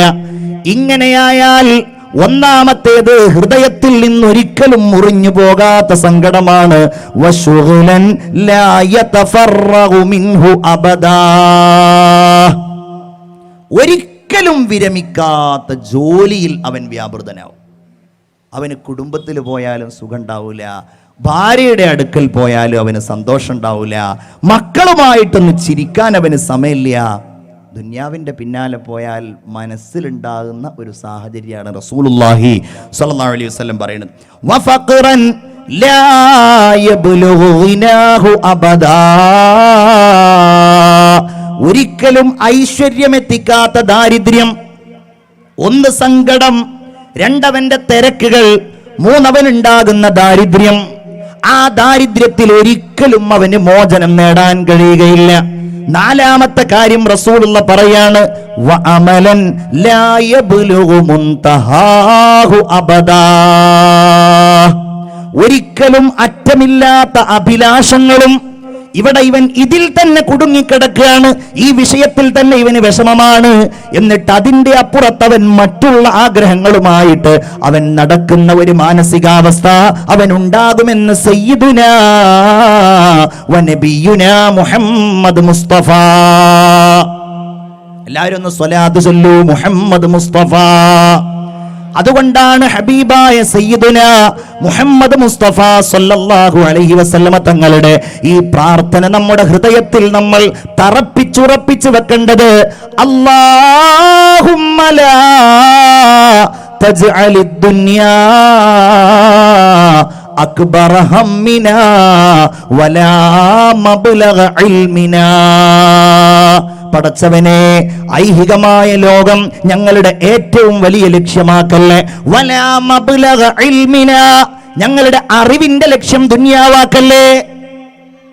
നമ്മൾക്ക് ഏതറിവാണെങ്കിലും ആ അറിവ് കൊണ്ട് നമ്മൾ ദുനിയാവിടെ ലക്ഷ്യമാക്കിയാൽ അതിൽ ബറക്കത്തുണ്ടാവില്ല എന്നാ. അള്ളാഹു തൗഫീഖ് നൽകട്ടെ. അത് ഡോക്ടറാണെങ്കിലും ശരി, എഞ്ചിനീയർ ആണെങ്കിലും ശരി, ഏതു മേഖലയിലുള്ള അറിവാണെങ്കിലും ശരി, മഹാന്മാരെയൊക്കെ പഠിക്കുമ്പോൾ നമുക്കതാ മനസ്സിലാക്കാൻ കഴിയുന്നത്. വലാ മബ്ലഗ ഇൽമിനാ, ബഹുമാനപ്പെട്ട സയ്യിദുന അബൂ ഹുറൈറ റളിയല്ലാഹു അൻഹു പറയുകയാണ്, റസൂലുള്ളാഹി സ്വല്ലല്ലാഹു അലൈഹി വസല്ലമ തങ്ങൾ ഒരിക്കൽ എന്നെ വിളിച്ചു, അബൂ ഹുറൈറ അലാ ഉരീക ദുനിയ ജമീഅഹാ ബിമാ ഫീഹാ, ഈ ദുനിയാവ് എങ്ങനെയാണ്, അതിന്റെ അവസ്ഥകൾ എങ്ങനെയാണ് അബൂ ഹുറൈറ എന്നുള്ള കാര്യം താങ്കൾക്ക് ഞാനൊന്ന് കാണിച്ചു തരട്ടെയോ? ഫഖുൽതു ബലാ യാ റസൂലല്ലാഹ്, അതേ നബിയെ എനിക്കൊന്ന് കാണിച്ചു തരണം. ഫഅഖദ ബിയദി വഅതാ ബി വാദിയം മിൻ ഔദിയത്തിൽ മദീന, അങ്ങനെ റസൂലുള്ള എന്റെ കൈപിടിച്ചിട്ട് മദീനയിലുള്ള മലഞ്ചെരിവുകളിൽ ഒന്നിലേക്ക് റസൂലുള്ളാഹി സ്വല്ലല്ലാഹു അലൈഹി വസല്ലമ തങ്ങൾ എന്നെ കൊണ്ടുപോയി. അങ്ങനെ ഞാൻ നോക്കിയപ്പോ ഫഇദാ മിസ്ബലത്തുൻ ഫീഹാ റൂസു ഉനാസിൻ വഅദറാത്തുൻ വഖറഖുൻ വഇളാം. ഞാൻ അങ്ങനെ ചെന്ന് നോക്കുമ്പോ വലിയ ഒരു ശ്മശാനമാണ് ഞാൻ കണ്ടത്. ആ ശ്മശാനത്തിൽ കുറെ തലയോട്ടികളുണ്ട്, അവിടെ കുറെ ചവറുകളുണ്ട്, കുറെ കാഷ്ടങ്ങളുണ്ട്, കുറെ ചീഞ്ഞളിഞ്ഞ മൃതദേഹങ്ങളുണ്ട്. ആ മൃതശരീരങ്ങളെ പൊതിഞ്ഞിരുന്ന ചെറിയ ചെറിയ വസ്ത്രങ്ങളുടെ കഷ്ണങ്ങളുണ്ട്. എന്നോട് പറഞ്ഞു, അബൂ ഹുറൈറ ഹാദിഹി റൂസുൻ കാനത് തഹ്രിസുക ഹിർസികും, ഈ തലയോട്ടികളുണ്ടല്ലോ, നിങ്ങളെപ്പോലെ ആഗ്രഹിച്ചിരുന്നവരായിരുന്നു, നിങ്ങളെപ്പോലെ കൊതിയുള്ളവരായിരുന്നു. ഈ മനുഷ്യന്മാരുണ്ടല്ലോ, നിങ്ങൾ ആഗ്രഹിക്കുന്നത് പോലെ ആഗ്രഹിച്ചവരായിരുന്നു. എന്നാൽ ഇന്നതാ ഒരു തോല് പോലുമില്ലാത്ത വെറും എല്ലുകളായിട്ടത് മാറിയിരിക്കുന്നു. ഇനി അത് വെറും ചാരമായി മാറും. എന്റെ പ്രിയപ്പെട്ട അബൂ ഹുറൈറ, അതുകൊണ്ട് ദുന്യാവിന് വേണ്ടി ആരെങ്കിലും, ദുന്യാവിനെ കുറിച്ചോർത്ത് ആരെങ്കിലും കരയാൻ ആഗ്രഹിക്കുന്നുവെങ്കിൽ അവൻ കരഞ്ഞുകൊള്ളട്ടെ. അബൂ ഹുറൈറ സയ്യിദുനാ മുഹമ്മദ് മുസ്തഫ, ഉറക്ക സ്വലാത്ത് ചൊല്ലൂ മുഹമ്മദ് മുസ്തഫ. അതാണ് ഹബീബിന്റെ ജീവിതം. ഹബീബായ പ്രവാചകൻ ഐഹികമായ ലോകത്തോടുള്ള ആഡംബരങ്ങളോടും സുഖങ്ങളോടുമുള്ള സമീപനം കാണിച്ചത് എങ്ങനെയാണ്? മാലി വലി ദുനിയാ, ഞാനും ദുനിയാവും തമ്മിൽ എന്തു ബന്ധമാണ്? നിങ്ങൾ നോക്കൂ, ഹബീബായ പ്രവാചകർ സ്വല്ലല്ലാഹു അലൈഹി വസല്ലമ തങ്ങളോട് മഹാന്മാരായ അനുയായികൾ ചോദിച്ചിട്ടുണ്ട്, നബിയെ നിങ്ങൾക്ക് ഞങ്ങൾ നല്ല ഒരു മെത്ത ഉണ്ടാക്കി തരട്ടെയോ? ഈത്തപ്പനയുടെ നാര് കൊണ്ട് ഉണ്ടാക്കിയ ഒരു ചെറിയ മെത്ത, ഒരു ചെറിയ സുഖം അനുഭവിക്കാൻ കഴിയുന്ന ഒരു മെത്ത. ഹബീബായ പ്രവാചകർ ഒരിക്കലും അത് ആഗ്രഹിച്ചില്ല. റസൂലുള്ളാഹിന്റെ വീട്ടിലേക്ക് ചെന്നപ്പോൾ, ഉമർ ഇബ്നുൽ ഖത്താബ് റളിയല്ലാഹു അൻഹു ചെന്നപ്പോ, റസൂലുള്ളാഹിയുടെ വീട്ടിൽ ഒരു നേരത്തെ ഭക്ഷണം പോലുമില്ല. ആ ധാന്യങ്ങൾ സൂക്ഷിച്ചു വെക്കുന്ന സ്ഥലങ്ങളിൽ ധാന്യങ്ങൾ പോലുമില്ല. ബഹുമാനപ്പെട്ട ഉമറുൽ ഫാറൂഖ് റസൂലുള്ളാഹിന്റെ മുമ്പിൽ പോയി കരഞ്ഞു, നബിയേ, കിസ്റയുടെയും കൈസറിന്റെയും അധിപന്മാർ, ആ രാജാക്കന്മാർ, അവർ സുഭിക്ഷമായി ഭക്ഷണം കഴിക്കുമ്പോ, അവർ നല്ല ആഹാരം കഴിക്കുമ്പോ അങ്ങയുടെ അവസ്ഥ ഇതാണല്ലോ യാ റസൂലല്ലാഹ്. ഹബീബായ പ്രവാചകർ ഉമർ ഇബ്നുൽ ഖത്താബ് റളിയല്ലാഹു അൻഹുവിനോട് ചോദിക്കുന്നത്, അല്ലയോ ഉമറേ, നിനക്ക് സംതൃപ്തിയല്ലയോ? അന്തകൂന ലഹുമുദ് ദുനിയാ വലനൽ ആഖിറ, അവർക്ക് ദുന്യാവാകൽ നമുക്ക് പരലോകവും അല്ലാഹു നൽകൽ നിനക്ക് സംതൃപ്തമല്ലയോ ഉമറേ എന്ന് നബിയുനാ മുഹമ്മദ് മുസ്തഫ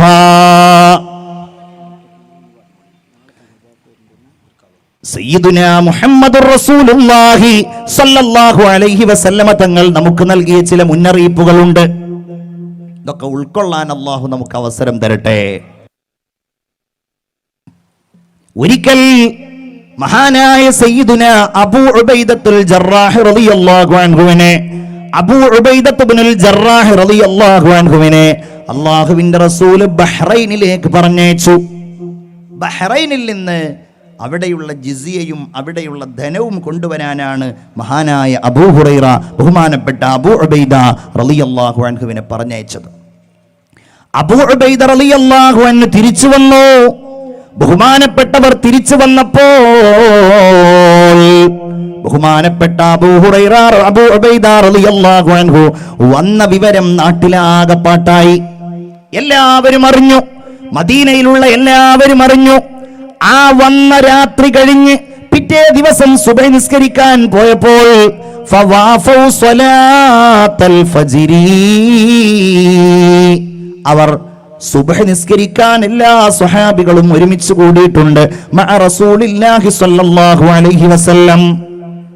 ഫലമ്മാ സ്വല്ലാ റസൂലുള്ളാഹി സ്വല്ലല്ലാഹു അലൈഹി വസല്ലം ഇൻസറഫ, റസൂലുള്ളാഹി തങ്ങൾ നിസ്കരിച്ചു കഴിഞ്ഞപ്പോൾ അവിടുന്ന് ഒന്ന് തിരിഞ്ഞു നോക്കിയപ്പോഴോ ഫതഅറളൂ ലഹു, അവരെ എല്ലാവരെയും നബി കണ്ടു.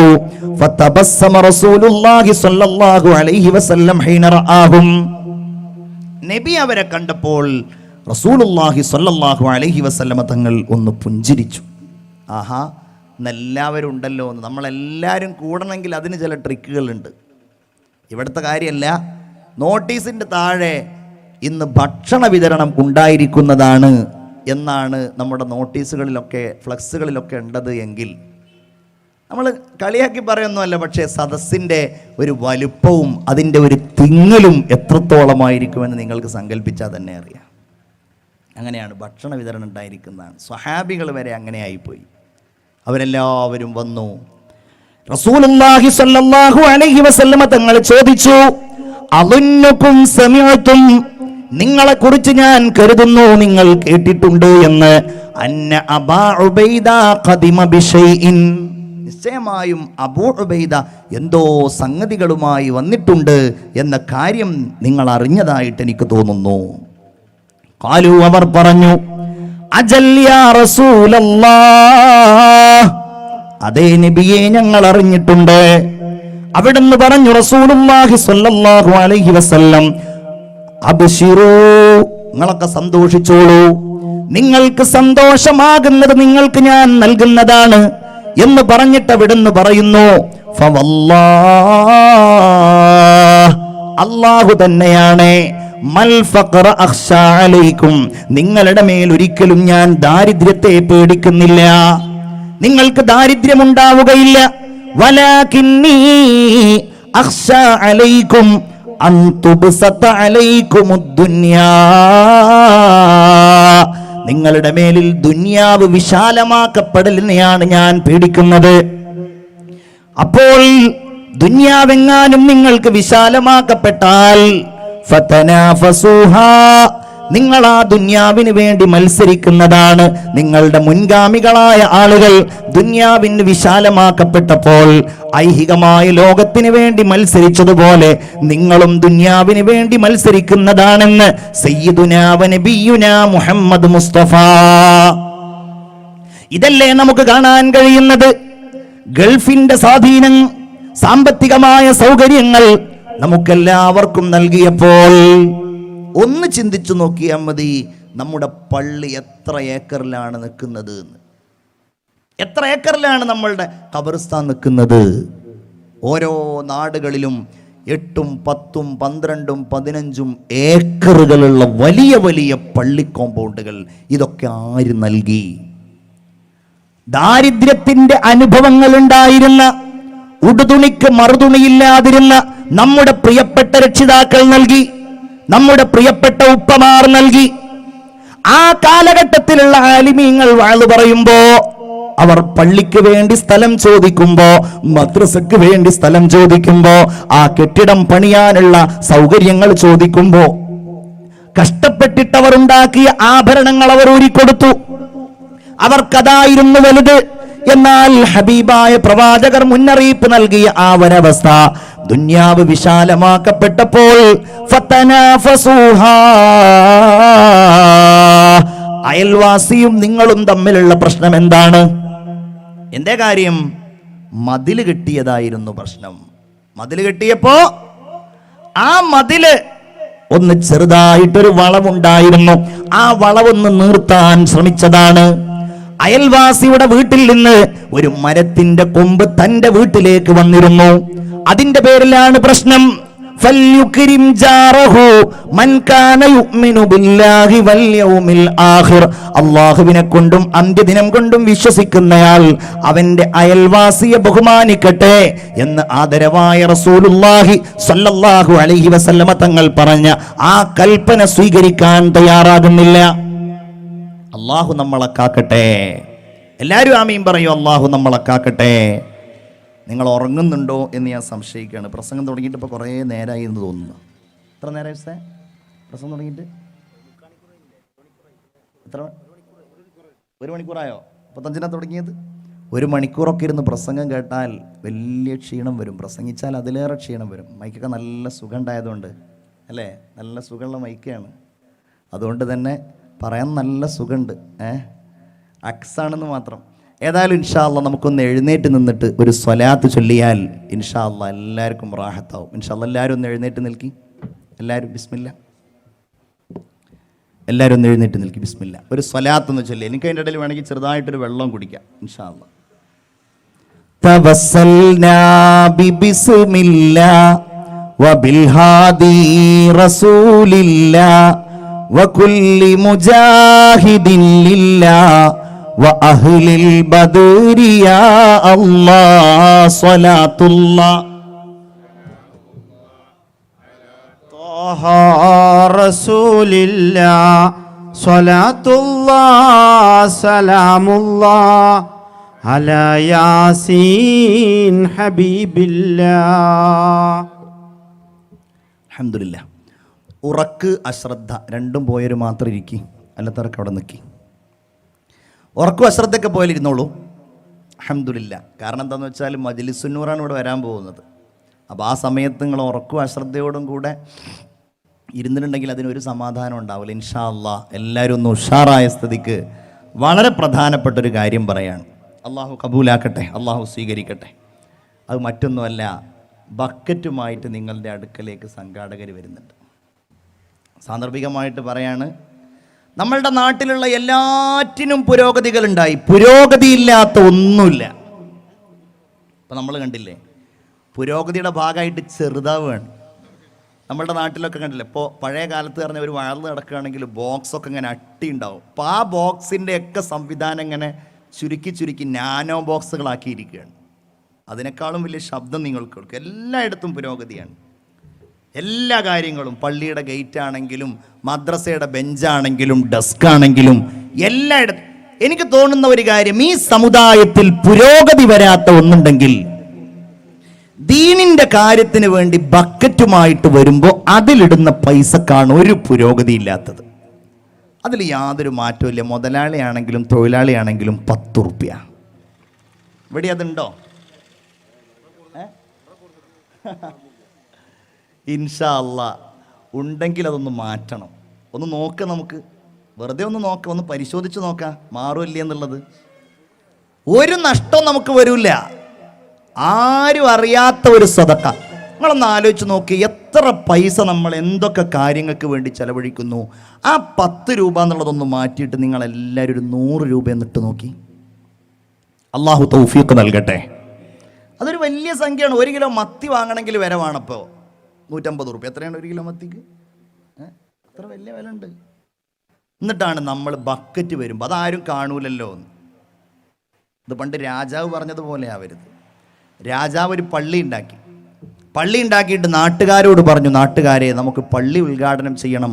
പള്ളി ഉദ്ഘാടനം എല്ലാവരും രാത്രിയിൽ അവരവരുടെ വീട്ടിൽ നിന്ന് ഒരു ബക്കറ്റ് പാല് പള്ളിയുടെ ഹൗദിൽ കൊണ്ടുവന്ന് ഒഴിക്കണം എന്ന് പറഞ്ഞു. രാത്രി ആരും കാണാതെ ഒരു ബക്കറ്റ് പാല് പള്ളിയുടെ ഹൗദിൽ കൊണ്ടുവന്ന് ഒഴിക്കണം. എല്ലാവരും സമ്മതിച്ചു. ഞങ്ങളൊക്കെ പാല്. അങ്ങനെ സുബഹി നിസ്കാരത്തിന് വന്നാൽ നമുക്ക് എല്ലാവർക്കും പള്ളിയിലെ ആ ഹൗദിൽ നിന്ന് പാല് കുടിക്കാം എന്നാണ് രാജാവ് പറഞ്ഞത്. സുബഹിക്ക് എല്ലാവരും എത്തിയപ്പോൾ പള്ളിയുടെ ഹൗദിലുണ്ട് നല്ല പച്ചവെള്ളം. സംഭവം എന്താണെന്നറിയോ? എല്ലാവരും വിചാരിച്ചു എല്ലാവരും പാലൊഴിക്കുമ്പോൾ ഞാനൊരു ഗ്ലാസ് ഒരു ബക്കറ്റ് വെള്ളം ഒഴിച്ചാൽ അതാരും അറിയില്ലല്ലോ. എല്ലാവരും അങ്ങനെ വിചാരിച്ചു. എന്നതുപോലെ ഇനിയിപ്പോൾ എല്ലാവരും 100 രൂപ ഇടുമ്പോൾ ഞാൻ മാത്രം 10 ഇടുന്ന സമയത്ത് അത് അറിയില്ലല്ലോ. നമ്മുടെ സഹോദരിമാരവിടെ വളർന്നൊക്കെ ഇരിക്കുന്നുണ്ട്. അവരോട് ഞാൻ പ്രത്യേകം പറയണം, അവരാണ് ആ കാര്യത്തിൽ വലിയ ജാഗ്രത കാണിക്കേണ്ടത്. വീട്ടിൽ നിന്ന് ഇറങ്ങുമ്പോൾ തന്നെ ചില ആളുകൾ 20 രൂപയുള്ളത് 2 10 ആക്കി വന്നവരുണ്ടാവും. ഇന്നിപ്പോൾ ഞാൻ അവരോടൊന്നും പറയുന്നില്ല, ഉള്ളത് നന്നായിട്ടിടുക. ബിസ്മില്ലാഹിർ റഹ്മാനിർ റഹീം. നാളെ വരുന്ന സമയത്ത് 2 സ്വതക്കയായിട്ട് വരണം. അല്ല, 2 സ്വതക്കയായിട്ട് വരണം നാളെ. ഒന്നെന്താണ്? ഒന്ന് ബക്കറ്റിലിടാൻ നമ്മൾ പറഞ്ഞ ചുരുങ്ങിയത് 100 രൂപ. അതിനും പുറമെ ഒരു കവർ നിങ്ങളുടെ കയ്യിൽ തരുന്നുണ്ട്. നാളെ ബഹുമാനപ്പെട്ട സമസ്തയുടെ പ്രസിഡൻ്റൊക്കെ വരുന്ന ദിവസമാണ്. അപ്പോൾ നല്ല ദുആ ചെയ്യാനൊക്കെ എന്തെങ്കിലും പ്രത്യേകമായിട്ടുണ്ടെങ്കിൽ അതൊരു കടലാസിൽ എഴുതിയിട്ട് ആ കവറിലിട്ടിട്ട് കൊണ്ടുവന്നാൽ നാളെ ദുആ ചെയ്യുന്നതിൻ്റെ മുമ്പായിട്ട് അതൊക്കെ ഒന്ന് വായിക്കും. അങ്ങനെ ഈ വാർഷികം കൊണ്ട് ഈ നാടിന് ഒരിക്കലും മറക്കാനാവാത്ത നല്ലൊരു സമ്മാനം അള്ളാഹു തൗഫീഖ് നൽകട്ടെ. ഇൻഷാ അല്ലാഹ് സ്റ്റേജിൽ തന്നെ തുടങ്ങി, എല്ലാവരും തുടങ്ങി. ബിസ്മില്ലാ ബിസ്മില്ലാ ബിസ്മില്ലാ. ബിസ്മില്ലാ ബിസ്മില്ലാ. അല്ലാഹു സ്വീകരിക്കും. സ്റ്റേജിൽ അവരൊക്കെ നല്ല സ്വതക്കെട്ടിട്ടുണ്ട്. ഞാൻ നോക്കിയിട്ടില്ല കേട്ടോ. കുരിക്കൾ ഇൻഷാ അല്ലാഹ്. അപ്പോൾ 100 മാത്രമല്ല 200 ഇടുന്ന ആൾക്കാരുണ്ട്. അൽഹംദുലില്ലാ. ഇനി എല്ലാവരുടെ അടുത്ത് കൊടുക്കും. ശരിക്കും നിങ്ങളുടെ അടുത്തേക്ക് ഞാൻ തന്നെ വരേണ്ടതാണ്. അപ്പോൾ എൻ്റെ പകരമായിട്ടാണ് വരുന്നത്. നല്ല സ്വതക്ക കൊടുക്കും. അള്ളാഹു സ്വീകരിക്കട്ടെ, അള്ളാഹു കബൂലാക്കട്ടെ. എന്ത് നിയ്യത്തോടെയാണോ നിങ്ങൾ ആ കീശയിൽ നിന്ന് ആ സ്വതക്ക എടുക്കുന്നത്, അള്ളാഹു തമ്പുരാൻ ആ മുറാദ് ഹാസിലാക്കി തരട്ടെ. അള്ളാഹു ആ ഉദ്ദേശ്യങ്ങൾ നിറവേറ്റി തരട്ടെ. പടച്ച തമ്പുരാനെ, ആ മുറാദുകൾ നീ ഹാസിലാക്കണേ തമ്പുരാനെ. അള്ളാഹുവിന്റെ ഹബീബ് സയ്യിദുനാ മുഹമ്മദ് മുസ്തഫ സല്ലല്ലാഹു അലൈഹി വസല്ലമ തങ്ങൾ പറയുകയാണ്, മനുഷ്യന്റെ സ്വഭാവം ലൗ കാന ലിബ്നി ആദമ വാദിയാനി മിൻ ദഹബ്.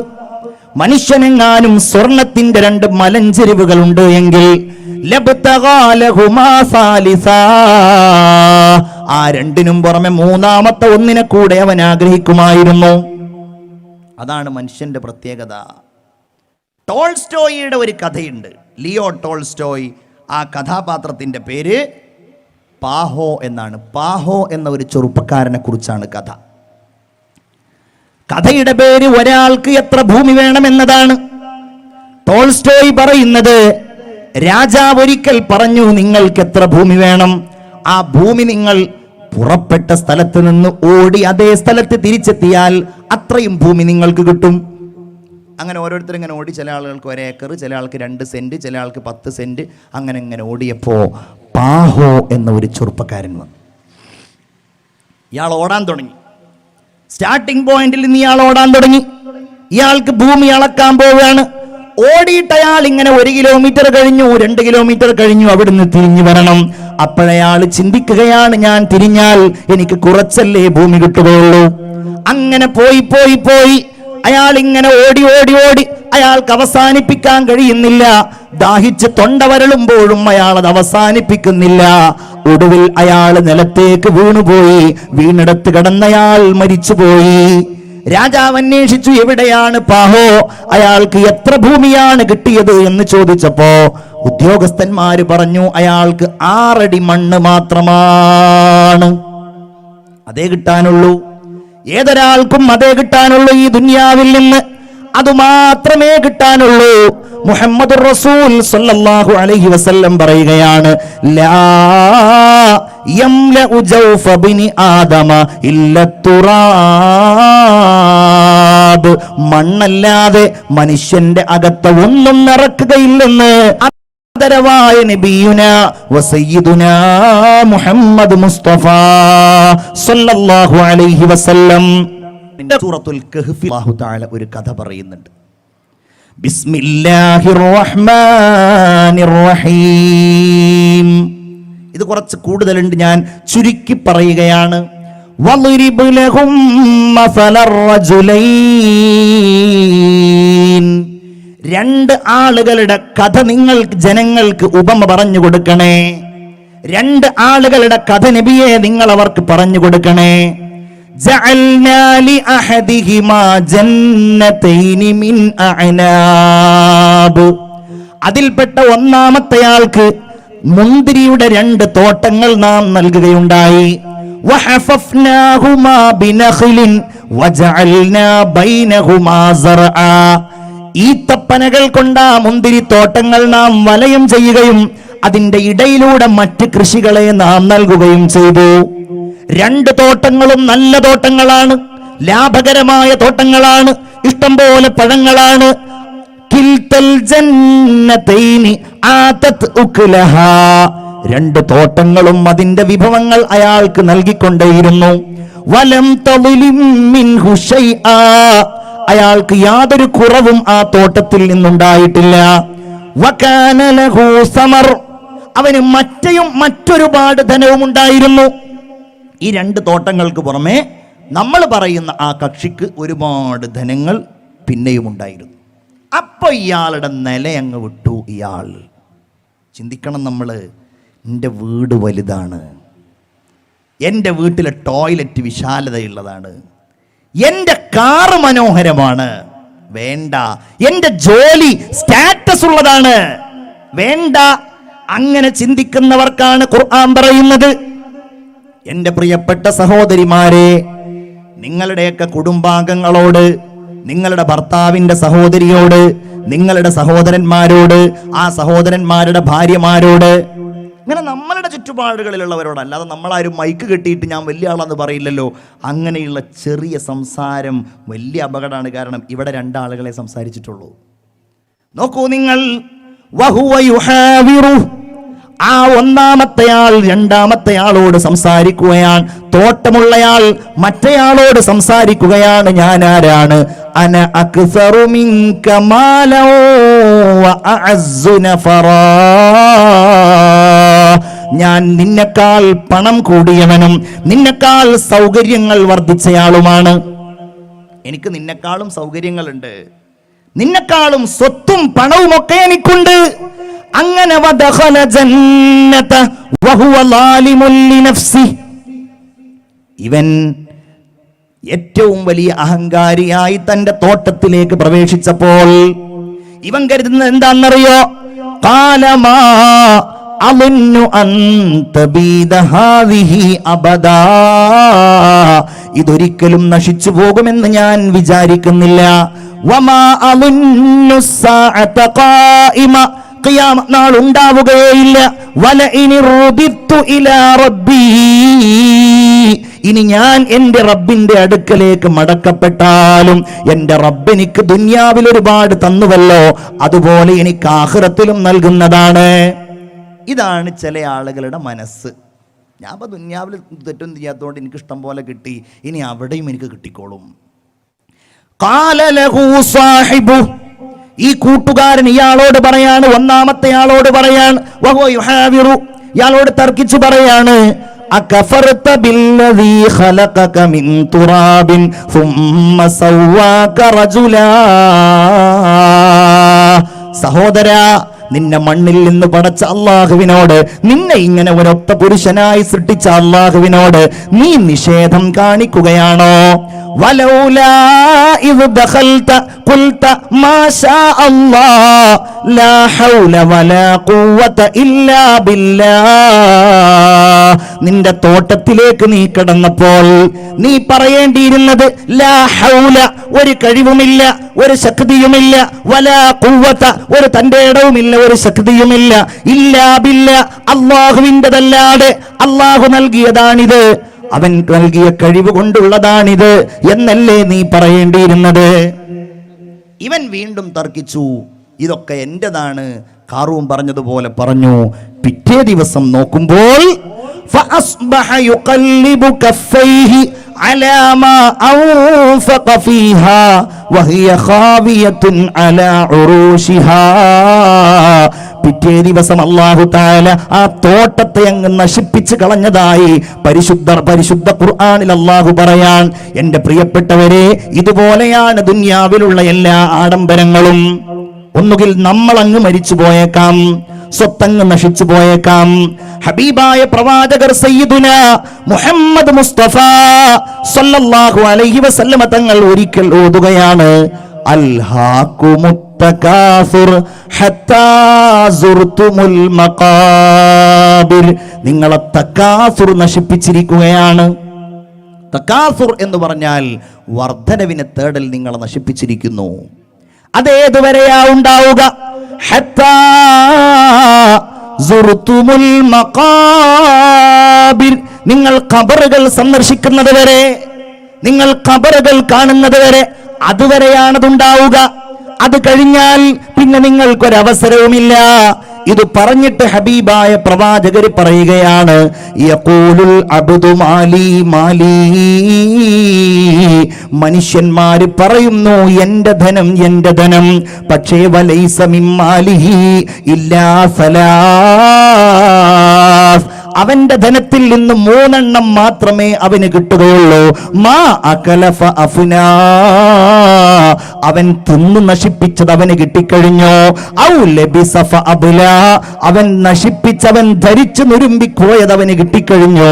ഔ അഅതാ ഫഖ്തനാ, അവൻ എന്ത് അല്ലാഹുവിന് വേണ്ടി നൽകിയോ, എന്ത് നാളേക്ക് വേണ്ടി അവൻ സൂക്ഷിച്ചു വെച്ചോ, അതവന് കിട്ടിക്കഴിഞ്ഞു. നിങ്ങളുടെ പള്ളി ഖബർസ്ഥാനിൽ അന്തിയുറങ്ങുന്ന നമ്മുടെ മുൻഗാമികളായ ഉമ്മയും ഉപ്പയും ഉണ്ടല്ലോ, നമ്മുടെ നാട്ടിലെ കാരണവന്മാരുണ്ടല്ലോ. അവർ പള്ളിക്ക് സ്ഥലം കൊടുത്തു, അവർ മദ്രസക്ക് സ്ഥലം കൊടുത്തു. നമ്മുടെ നാട്ടിൽ മക്കൾ വന്ന് ദർസ് പഠിക്കുമ്പോ അവർക്കുള്ള ആഹാരം അവർ കൊടുത്തു. നമ്മൾ തന്നെ നമ്മുടെ സമ്പാദ്യത്തിന്റെ ഒരു ഭാഗം ചെലവഴിച്ച് ഈ പള്ളി ഇത്രമേൽ മനോഹരമാക്കി. ഔ അഅതാ ഫഖ്തനാ. അതുകൊണ്ട് എന്റെ പ്രിയപ്പെട്ടവരെ, നമ്മൾ നമ്മുടെ സമ്പാദ്യത്തിൽ നിന്ന് ഒരൽപ്പം നാളേക്ക് വേണ്ടി സൂക്ഷിക്കണം.